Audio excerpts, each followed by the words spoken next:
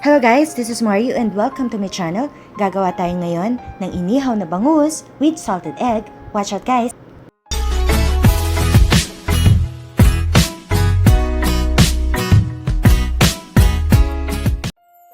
Ito na po ang ating mga ingredients. Bangus or milkfish, salt, garlic, onion, tomato, soy sauce, calamansi juice, finger chili or siling haba, salted egg, and oil. Bago tayo magsimula, ay ito po muna ang tamang sukat na ating mga ingredients. Screenshot nyo na guys!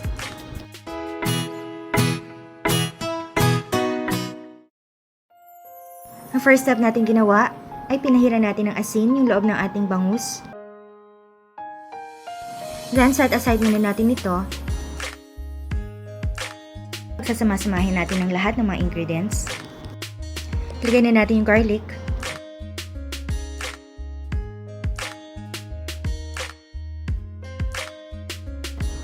Then yung ating onion,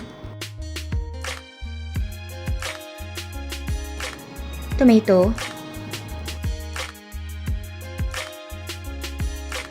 soy sauce, calamansi juice or pwede rin naman lemon,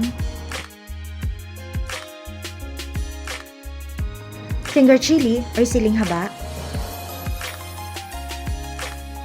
at yung ating itlog na maalat. Mix lang natin.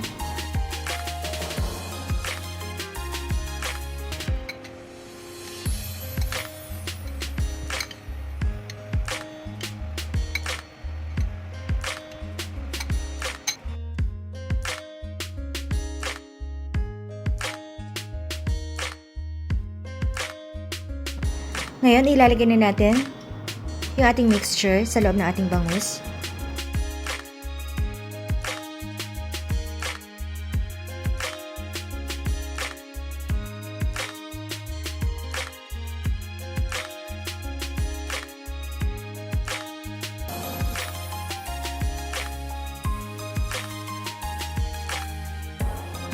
Ngayon naman ay papahira natin ng mantika both sides yung ating bangus.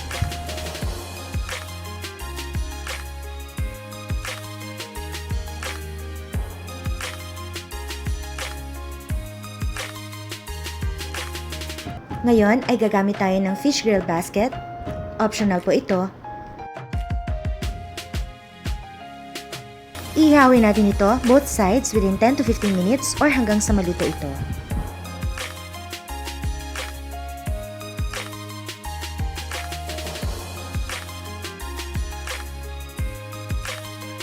Ready na po ang ating inihaw na bangus with salted egg. So guys, just click thumbs up or like kung nagustuhan niyo po ang ating recipe, and don't forget to click subscribe and tap the bell para ma-notify po kayo sa lahat ng ating mga susunod na lulutuin. Again, this is Mario. Thank you for watching.